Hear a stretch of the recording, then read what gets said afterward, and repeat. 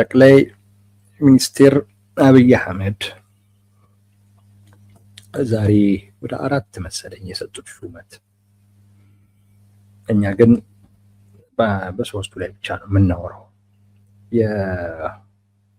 ለደህንነት መስሪያ ቤቱም አንድ ሹመት ሰጥተዋል። እሱን እንተወውና ለከተማ አስተዳደሩ ለአዲስ አበባ ከተማ ፖሊስ የሰጡትን ሹመት በሚመለከት ነው የምንነጋገረው። ዛሬ ነው መጋቢት 2 ሌተናል ጄኔራል አስራት ዲኔሮ የሚባሉትን ጄኔራል ለአዲስ አበባ ፖሊስ ኮሚሽነርነት ሹመዋቸዋል። ቶፊቅ መደድ የሚባሉትን ሰው ደግሞ ለአዲስ አበባ ፖሊስ ኮሚሽን ምክትል ኮሚሽነርነት ሹመዋቸዋል። ረዳት ምክትል ኮሚሽነር አድርገው ሹመዋቸዋል። ኤርዚቅ ኢሳ የሚባሉ ሰውን ደግሞ እንደዚሁ ለአዲስ አበባ ፖሊስ ኮሚሽን ምክትል ኮሚሽነርነት ሹመዋቸዋል። ጠቅላይ ሚኒስትሩ ናቸው የሾሙት ይህን ሹመት። ለአዲስ አበባ ፖሊስ ኮሚሽነርም ምክትል ኮሚሽነሮችንም ጠቅላይ ሚኒስትሩ ናቸው የሾሙት። ይሄ በእኛ እምነት ጠቅላይ ሚኒስትሩ የገባቸውን ጥልቅ ስጋት በደንብ የሚያሳይ ነው ብለን ነው ምናምነው። በጣም በጣም ትልቅ ስጋት ውስጥ መሆናቸውን የሚያሳይ ሹመት ነው። በጣም የተሳሳተ አካሄድ ነው የሄዱት።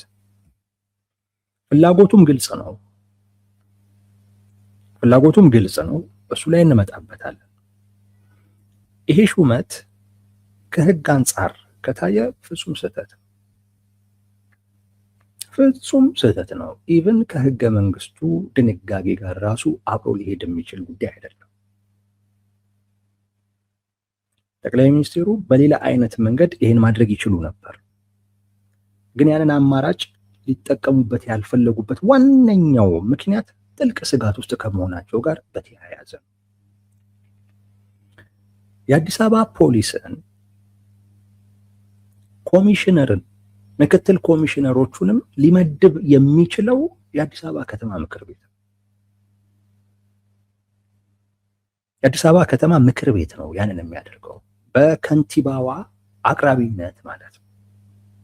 የአዲስ አበባ ከተማ ከንቲባ ለኮሚሽነርነትም ለምክትል ኮሚሽነርነትም የሚሆኑ ሰዎችን ለምክር ቤቱ አቅርበው ምክር ቤቱ ተነጋግሮ ተወያይቶባቸው ያሳልፋል፣ ያጸድቃል፣ ወይንም ደግሞ ይጥለዋል። ህጉ ያንን ነው የሚለው። ጠቅላይ ሚኒስትሩ ይሄንን ሂደት መሄድ ከብዷቸው አይደለም፣ ምንም ችግር የለውም። የአዲስ አበባ ከተማ ምክር ቤት ወይዘሮ አዳነች አቤቤ የሚያቀርቡትን ሰው ይሾማል፣ ያጸድቃል። ወይዘሮ አዳነች አቤቤም ጠቅላይ ሚኒስትሩ አቅርቢ ያሏትን ሰው ታቀርባለች። ግን ይህንን ሂደት መሄድ ጠቅላይ ሚኒስትሩ አልፈለጉም እና ከህግ ውጪ ነው የሆኑት። አዲስ አበባ ራሷን እየቻለች የከተማ አስተዳደር ነች። አስቸኳይ ጊዜ አዋጅ ከሰላም ከጸጥታ ጋር ተያይዞ አስቸኳይ ጊዜ አዋጅ ታውጆ ከተማዋን የፌዴራሉ መንግስት የሚያስተዳድርበት አይነት አስቸኳይ ጊዜ አዋጅ እስካልታወጀ ጊዜ ድረስ መደበኛ በሆነ አይነት ሁኔታ ውስጥ ከሆነ ያለው ከተማዋ የምታስተዳድረው ከተማዋን የማስተዳደር ስልጣን ባለው ምክር ቤት በኩል እንጂ ጠቅላይ ሚኒስትሩ እንደዚህ አይነት ሹመት ውስጥ መግባት አይችሉም። ከዚህ ቀደምም እንደዚሁ ከንቲባም ሲሾሙ ነበር። እንዳልኳችሁ ህጋዊ አካሄዱን መሄድ ይችላሉ። በወይዘሮ አዳነች አቤቤ በኩል እሳቸው የሚፈልጉትን ሰው አስቀርበው ምክር ቤቱ ለይስሙላ ተነጋግሮበት ማጽደቅ እኮ ይችላል። ግን በጣም በሚገርም ሁኔታ ጥልቅ ስጋት ውስጥ ስለሆኑ፣ ጥልቅ ፍርሃት ውስጥ ስለሆኑ ይሄንንም ሂደት መሄድ አልፈለጉም። ጄኔራል ማን ያልኳችሁ ስሙ አስራት ዲኔሮ ኮሚሽነር አድርገው ሾሙ። ራሳቸው ጠቅላይ ሚኒስትሩ ከህግ አኳያ በፍጹም ሊሄድ የሚችል ጉዳይ አይደለም። በፍጹም። ያ ግን ማለት ጠቅላይ ሚኒስቴሩ የሚፈልጉትን ሰው ማሾም አይችሉም ማለት ግን አይደለም። በተግባር ካየነው ወይዘሮ አዳነች አቤቤን ጄኔራል አስራትን ለምክር ቤቱ አቅርበሽ የፖሊስ ኮሚሽነር እንዲሆን አጸድቂ ካሉ በቂ ነው፣ ማድረግ ይችላሉ። በህግ ግን ያ ስልጣን የላቸውም። እሳቸው መሾም አይችሉም። አንዳንድ ሰዎች ይችላሉ ሲሉ አይቻሉ፣ በፍጹም አይችሉም። እንዲችሉ የሚፈቅድ ሌላ ህግ ካለ ያ ህግ አይሰራም። ምክንያቱም ከህገ መንግስቱ ይጣረሳል። ህገ መንግስቱ የሚለው አዲስ አበባ ከተማ ራሷን የቻለች ከተማ ነች። ራሷን በራሷ ታስተዳድራለች። የፌዴራል መንግስት እዛ ውስጥ የራሱ የሚመለከቱት ጉዳዮች አሉ። ነገር ግን ከንቲባ አይሾምም፣ የፖሊስ ኮሚሽነር ግን አይሾምም። በተለይ የሰላም የጸጥታ ችግር በሚኖርበት ሰዓት ላይ ምክር ቤቱን ሁሉ በትኖ ምናልባት በፌዴራል ስርም ወይም ደግሞ የጸጥታና የሰላም ጉዳይ ራሱ ሊረከብ ይችል ይሆናል። ያ ግን መደበኛ በሆነ አይነት ሁኔታ ውስጥ ሳይሆን ኢመደበኛ የሆነ ያልተጠበቀ ድንገተኛ የሆነ ነገር ሲፈጠር የሚሆን ጉዳይ ነው። አሁን ምንም የተፈጠረ ነገር የለም። ይሄ በሆነበት አይነት ሁኔታ በራሳቸው ለአዲስ አበባ የፖሊስ ኮሚሽን ሹመዋል። ከህግ ውጪ ነው የሄዱት። አንድ ሁለት ከመርህም ከህግም ውጪ በሆነ ደግሞ መልኩ የመከላከያ ጄኔራል ነው ደግሞ ከመርህም ከህግም ውጪ በሆነ አይነት ነው። ከመርህ አንጻር ፖሊስ የሲቪል ተቋም ነው፣ የሚሊተሪ ተቋም አይደለም፣ ወታደራዊ ተቋም አይደለም። በጣም ልዩነት አለ በፖሊስና በወታደሩ መካከል። ሁለቱም መሳሪያ የሚይዙ መሆናቸው ቢያመሳሰላቸውም ነገር ግን በጣም ጥልቅ የሆነ ልዩነት ነው ያለው እና በመርህ ደረጃ ፖሊስ ሲቪል ተቋም ነው መሆን ያለበት። ፖሊስ የሚመራበት አስተሳሰብ፣ መከላከያ የሚመራበት አስተሳሰብ በጣም የተለያየ ሰው። ሁለቱን አትቀላቅልም። የሆነ አይነት ችግር ውስጥ ገብተ ያንን በመቀላቀል ነው ልፈታው የምችለው የሚል አይነት ነገር ውስጥ ካልደረስክ በስተቀር የሆነ አይነት የፖለቲካ ፍላጎት ኖሮ ካልሆነ በስተቀር የፖሊስ ተቋም በፍጹም በመከላከያ ጄኔራል አይመራም። በአስተሳሰብ ደረጃ ይለያሉ። ፖሊስ ግንኙነቱ ከዜጎች ጋር እና ከሱ በተቃራኒ ያለ አካልን እንደ ወንጀለኛ ቢቆጥሮም ግን ዜጋ ነው እና የሚያስተናግደውም በህግ በስርዓት አሉት። ራሱን ችሎ ፖሊስ እንዴት ስራዎችን እንደሚሰራ ማለት ነው። ማህበረሰብ ውስጥ ነው ያለው። የማህበረሰቡን ሰላም ጸጥታ ማስከበር ነው ስራው፣ ወንጀልን መከላከል ነው ስራው። ማህበረሰብ ውስጥ ሆነ የማህበረሰቡን ሰላም ጸጥታ እንደዚሁም ደግሞ ወንጀልን ለመከላከል ራሱ ከማህበረሰቡ ጋር መዋሃድ ሁሉ አለ። በማህበረሰቡ ዘንድ በጣም መታመን ሁሉ አለበት። ማህበረሰቡ የኔ ብሎ የሚወስደው አካል መሆን አለበት። ገለልተኛ መሆን አለበት ለማህበረሰቡ በጣም ለዛ ነው ሲቪል ተቋም ነው ማለት። ሲቪል ተቋም ነው ማለት ተቋሙ እንደ ተቋም ማሳካት የሚፈልገውን ተልእኮም ሆነ ማምጣት የሚፈልገውን ውጤት ሊያመጣ የሚችለው በማህበረሰቡ ዘንድ የኔ የሚባል ተቋም ሲሆን ነው። ስለዚህ ከማህበረሰቡ ጋር በጣም የሚዋሃድ ወይ መዋሃድ ያለበት አብሮ መስራት ያለበት ተቋም። መከላከያ እንደዛ አይደለም። መከላከያ ዋነኛ ዓላማው ሀገርን መከላከል ነው። ከማን? ከውጪ ጠላት። ምን በማድረግ? ጠላትን በመደምሰስ፣ ሌላ ነገር የለም። የሀገርን ጥቅም ወይም የሀገርን ክብር ሊነካ የመጣን አካል መደምሰስ ነው በቃ ስራው። አስተሳሰቡም ያ ነው፣ ጠላትን መደምሰስ። እዚህ ጋር ግን የዜጎችን ሰላም መረጋጋት መጠበቅ ነው የሚል አይነት አስተሳሰብ ነው። በጣም በጣም የተለያየ እና መከላከያ ከሱ በተቃራኒ ያለውን አካል እንደ ጠላት ነው የሚያየው። ስለዚህ ፍላጎቱ መደምሰስ ነው፣ ሌላ ነገር አይደለም። ማጥፋት ነው ጠላት። እንደዛ ነው ኦሪንቴሽኑ።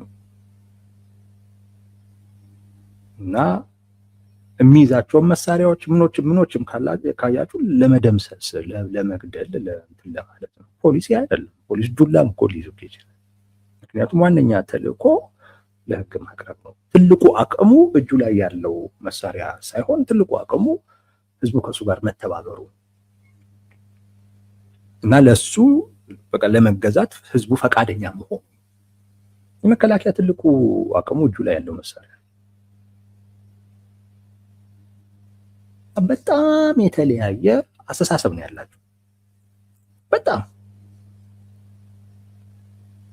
ይሄንን ተቋም በጄኔራል እንዲመራ ማድረግ ማለት ከፊል ወታደራዊ እንዲሆን ማድረግ ነው። ፓራሚሊተሪ ማድረግ ነው። ተቋም ከሲቪልነት አውጥተው የራስህ የፖለቲካ መጠቀሚያ ልታደርገው ስትፈልግ። ፖሊስ ለህግ ለምን ነው መገዛት ያለበት? በመርህ ደረጃ ነው የምነግራችሁ። ኢትዮጵያ ውስጥ ያለው ፖሊስ እንደዛ ነው እያልኩኝ አይደለም።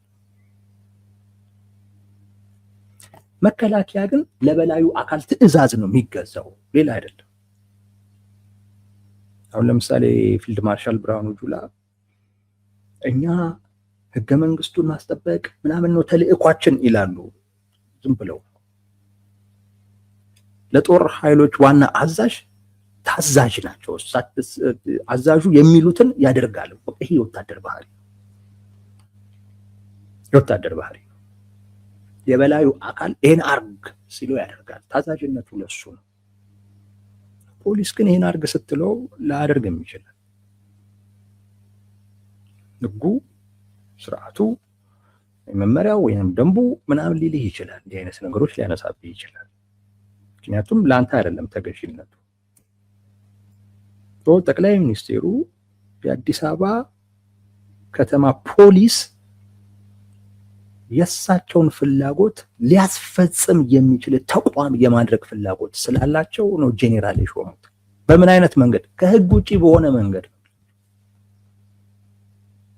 ከህግ ውጪ በሆነ አይነት መንገድ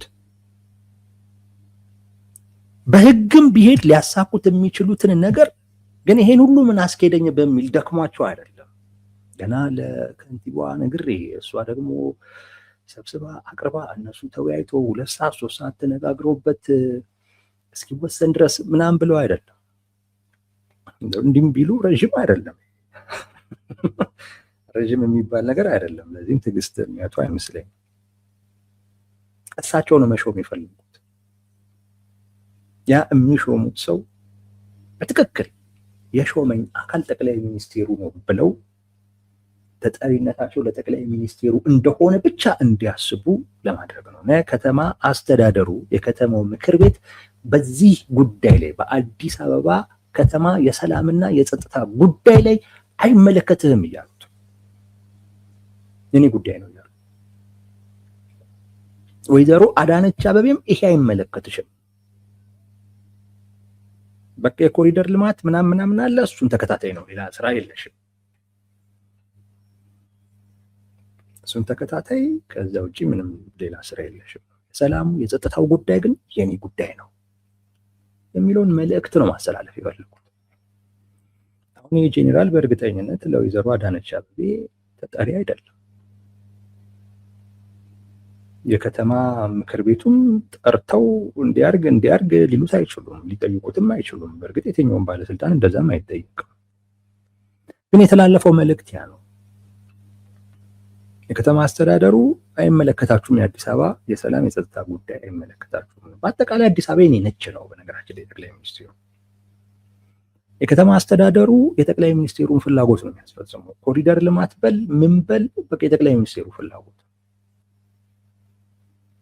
አዲስ አበባ የኔ ነች የሚል መልእክት ነው ጠቅላይ ሚኒስትሩ እያስተላለፉ። ይሄን ደግሞ ያደረጉት ያው አዲስ አበባ የኔ ነች ለማለት ሳይሆን በተለይ አሁን ላይ ካላቸው ጥልቅ የሆነ ስጋት ነው። ጠቅላይ ሚኒስትሩ በዚህ ውሳኔያቸው ውስጥ የገባኝ ነገር በጣም በጣም ትልቅ ስጋት ውስጥ መሆናቸው ነው። የፈለገ ነገር ቢሆን አዲስ አበባ ላይ ችግር እንዲፈጠር አይፈልጉም። ሌላ አካባቢ ሊፈጠር ይችላል፣ ግን አዲስ አበባ ላይ ግን ችግር እንዲፈጠር አይፈልጉም። በቃ አዲስ አበባ የመጨረሻ ምሽጋቸው አድርገው ነው የሚቆጥሯት። ለዛ ነው የከተማ አስተዳደሩን የእሳቸው ፍላጎት አስፈጻሚ ያደረጉት።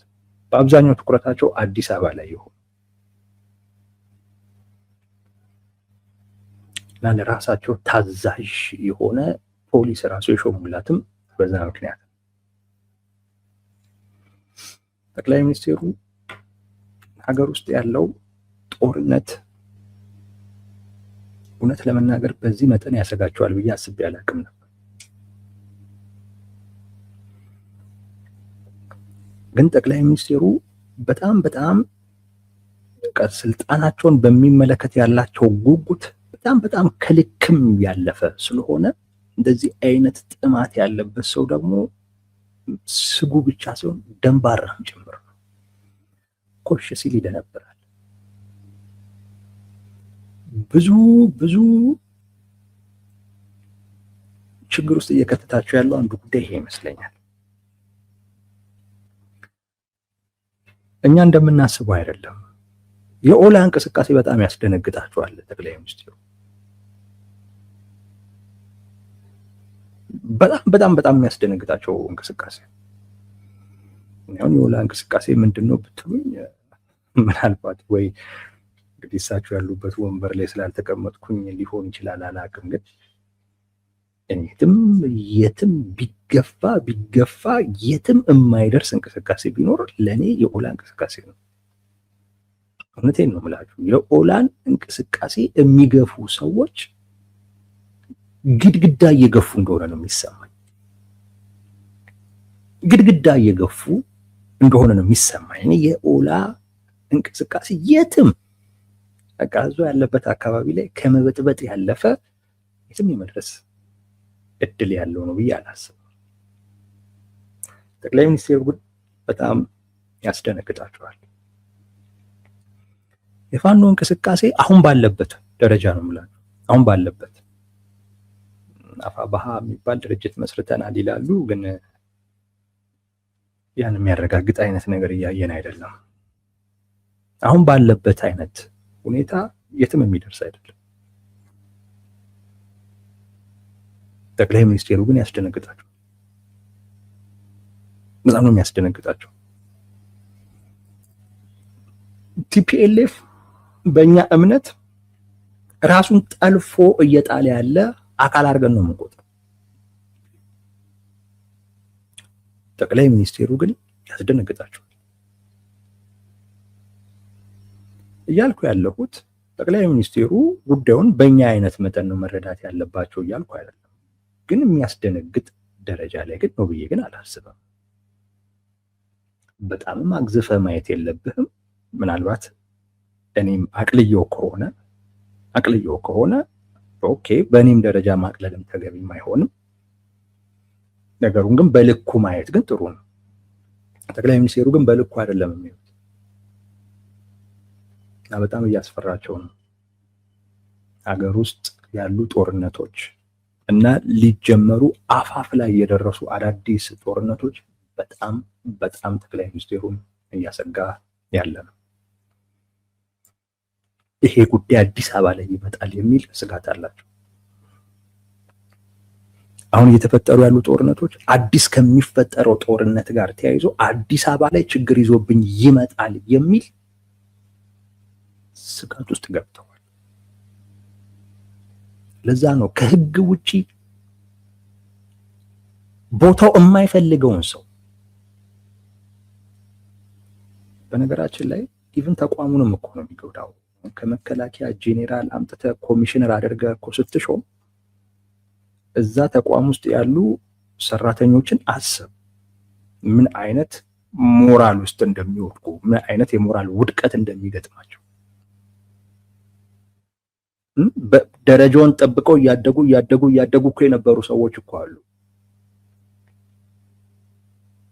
አንተ እነዛን ሁሉ ትተህ አንድ ጄኔራል እንደዚሁም የት ነው አሉ ቤንሻንጉል ነው ምናምን ነገር የነበረ ጄኔራል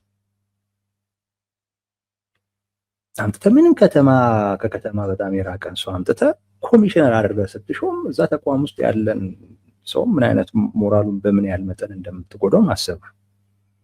ይሄ ሁሉ ይሁን ያሉት ከህግ አንጻር የሚነሳ ጥያቄም ካለ የራሱ ጉዳይ ያሉት ሀገሪቱ ውስጥ እየሆነ ያለው ጉዳይ በጣም እያሰጋቸው ስለሆነ ነው። ሲጎበኙ ወይንም ሚዲያ ላይ ሲታዩ በሚያሳዩት አይነት እርጋታ እንደዛ አይነት ነገር ውስጥ አይደለም ያሉት ጠቅላይ ሚኒስትሩ። በጣም ትልቅ ስጋት ውስጥ ናቸው። እኔ ይሄ ሹመት ያስረዳኝ ነገር ያ ነው። ያን ነው ያስረዳኝ። ከጎረቤት ጋር ያለው ውጥረት አለ። ከኤርትራ መንግስት ጋር አለ፣ ከሱዳን ጋር አለ፣ ከሶማሊያ ጋር አለ። ሶማሊያና ኢትዮጵያ ደህና እንዳይመስሏቸው አይደሉም። ይሄ በጣም ያሰጋቸዋል። ይሄ በጣም ያሰጋቸዋል። ከዛ ውጭ ዓለም አቀፋዊ ሁኔታው አለ። ዓለም አቀፋዊ ሁኔታው አሁን ነዳጅ እስከ $200 ሊገባ ነው እየተባለ ነው ያለው በዓለም ላይ በአንድ በርሜል። የሆርሙዝ ሰርጥ እየተዘጋ ነው። ኢራን ጥርቅም አድርጌ ነው ዘጋው ብላለች። አንድ መርከብ ተመቷል ዛሬ ላይ። ፈንጂዎች እየቀበረች ነው። ተንሳፋፊ ሮኬቶች ምናምን እንደ አሳ የሚሄዱ ሮኬቶችን ምናምን ሁሉ ነው እያሰማራች ያለችው ባህሩ ላይ። ጥርቅም አድርጋ ወንድ የሆነ ነው የሚያልፈው ብላ 1 ሊትር ዘይት 1 ሊትር ነዳጅ አያልፍም ያለችው። 1 ሊትር።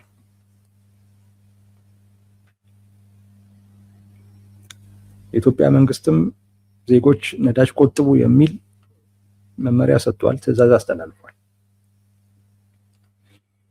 ይሄ ማለት ኢትዮጵያ ውስጥ ያለውን በተለይ አዲስ አበባ ላይ ያለው ኑሮ ላይ በቃ ቤንዚሉን ማርከፍከፍ እንደማለት ነው።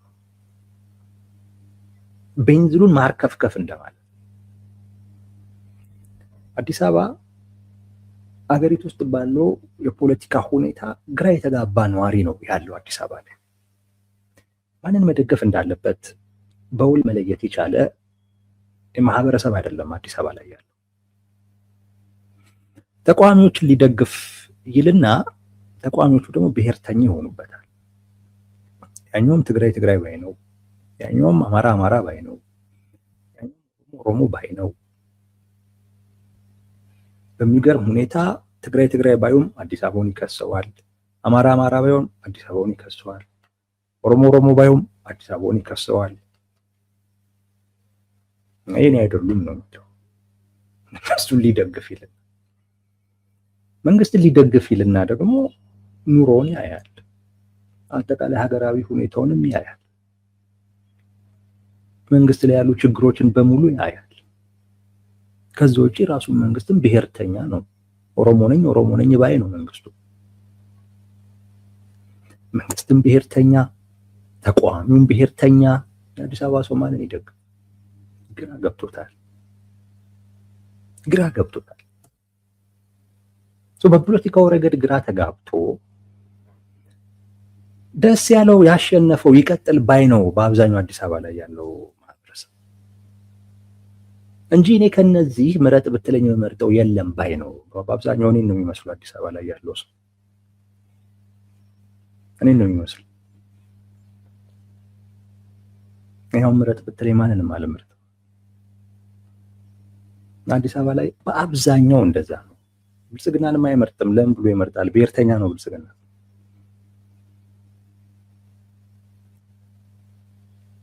የኦሮሞ የፖለቲካ ኃይሎች ናቸው የሚዘውሩት። ሌላው ተለጣፊ ነው፣ ልክ ኢህአዴግ እንደነበረው ማለት ነው። ምናልባት ከሌ እኮ ይሄ ቦታ ይዟል ምናምን ልትል ትችላለህ። ግን ቀበሌ ላይ ያለ ቀበሌ ላይ ያለ አንድ በብሔሩ ኦሮሞ የሆነ የብልጽግና አባል በእርግጠኝነት ከተማ ላይ ካለ አንድ በብሔሩ አማራ ከሆነ የቢሮ ኃላፊ በላይ ተደማጭነትና ተጽዕኖ እንደሚኖረው አልጠራጠርም። ይህን የሚጠራጠር ማንምም የለም። የኦሮሞ የበላይነት ያለበት ስብስብ ነው ብልጽግና። የአዲስ አበባ ሰው ደግሞ እየኖረው ስለሆነ ያውቀዋል። በየቢሮው ሲሄድ የሚያየው ይሄንን በየቢሮው ሲሄድ የሚያየው ይሄንን። ብልጽግናን ለመደገፍ የከተማ ሰው እውነት ለመናገር ምንም ምክንያት የለውም። ኮሪደር ልማት ሰራ ምናምን ያ ነገር ደስ ሊለው ይችላል የከተማ ሰው። ነገር ግን ከዛ ውጪ ግን ከተማዋን የኔ ነች ማለት ይፈልጋል የከተማው ነዋሪ። ኮሪደርም ተሰራ ምንም ተሰራ አሁን ላይ አዲስ አበባ የአዲስ አበቤዎች ነች ወይ? የአዲስ አበባ ነዋሪ የኔ ነች ይላታል ወይ ከተማዋን? ቱ ቢ ኦነስት አይላትም። እውነቱን ስነግራችሁ አዲስ አበባ ነዋሪዎች አይደለችም። አሁን ላይ አይደለችም። የኦሮሞ ብልጽግና ውስጥ ያሉ ሰዎች እንደፈለጉ ሲፈልጉ የሚያፈርሷት ሲፈልጉ የሚገነቧት አይነት ከተማ ነው የሆነችው። ነዋሪው እንደ መጤ የሚታይበት፣ እንደ ባይተዋር የሚታይበት፣ እንደ ስጋትም የሚታይበት፣ የሚጠረጠር ማይታመን የሆነ ነው ያለው አዲስ አበባ ነዋሪ። እና የፈለገ ኮሪደር ልማት ብትሰራ ምን ብትል ከተማው እሱ አይደለችው። እና ያ ደግሞ ብልጽግናን ለመደገፍ ምክንያት አይሆንም። ተቃዋሚውንም ለመደገፍም ሆነ ለማገዝ ለዛም ምክንያት የለውም። እንዳልኳችሁ ተቃዋሚውም ብሔርተኛ ነው። ሁሉም ብሔርተኛ።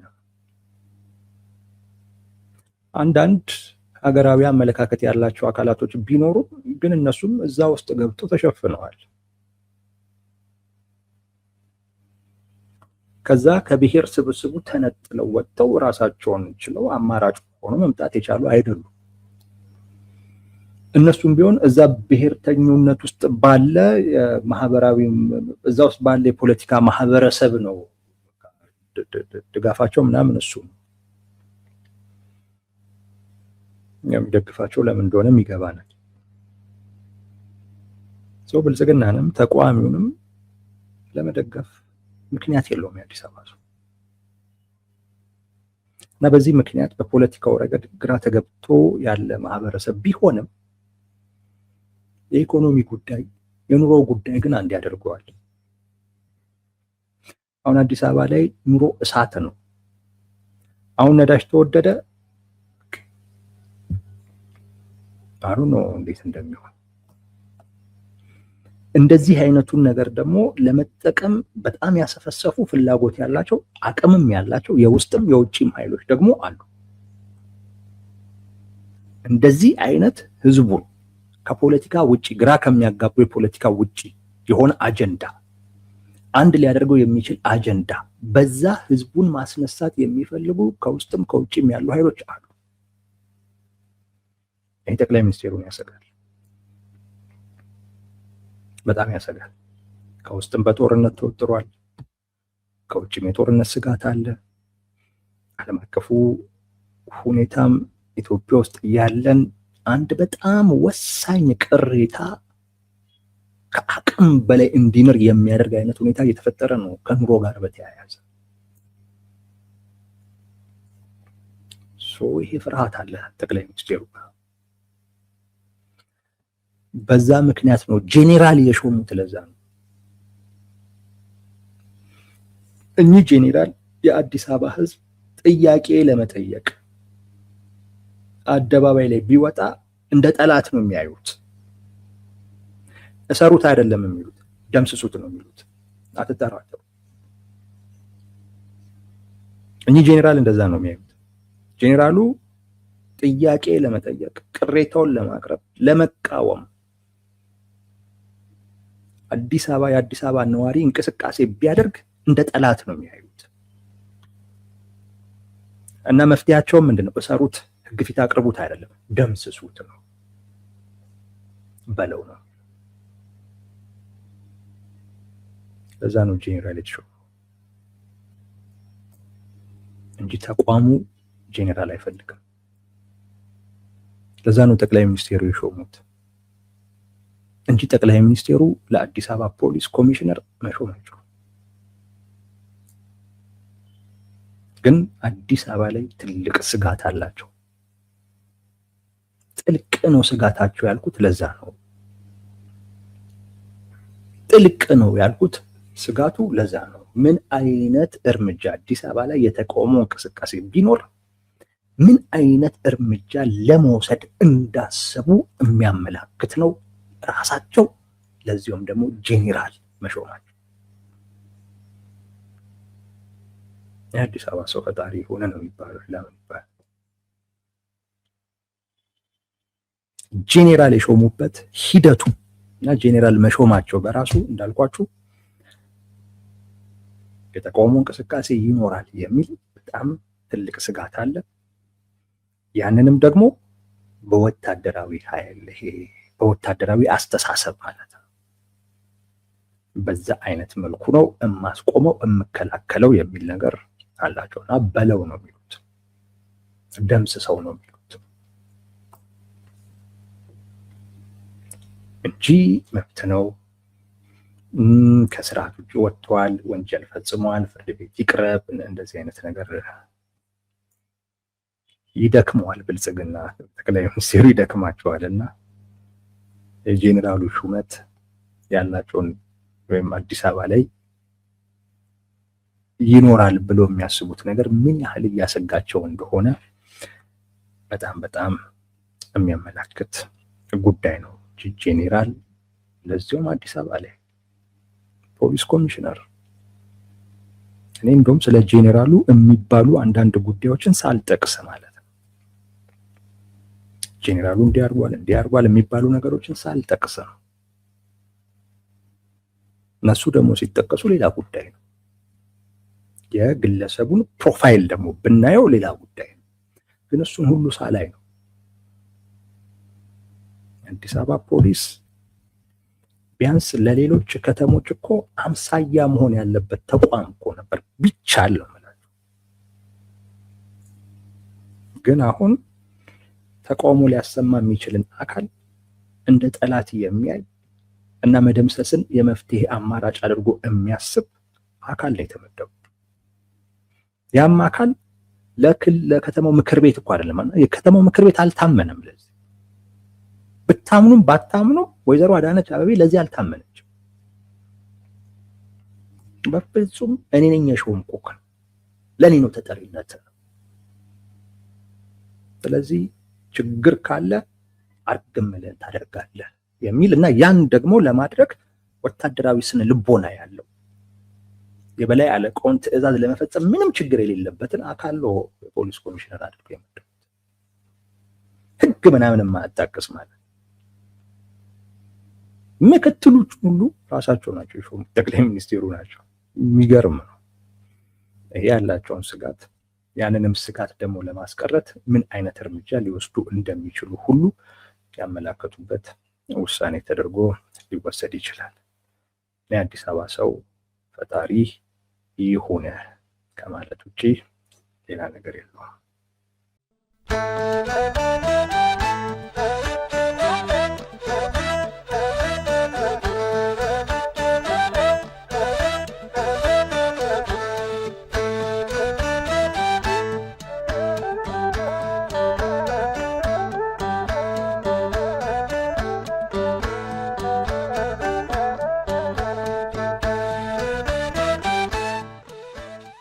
Yo,